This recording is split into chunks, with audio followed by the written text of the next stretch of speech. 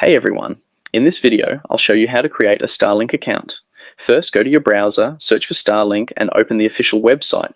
Once you're on the page, choose whether you need residential or roam service based on what fits your situation. For this example, let's select residential. Next, choose your country and click Get Started. After that, you'll be asked to pick your plan and kit. You'll see options like the residential lite with 250 megabits per second and residential with 400 plus megabits per second. Simply choose the one that works best for you and complete the purchase. Once your Starlink kit has arrived, head back to the Starlink website. Tap the three lines in the top right corner and select Sign In.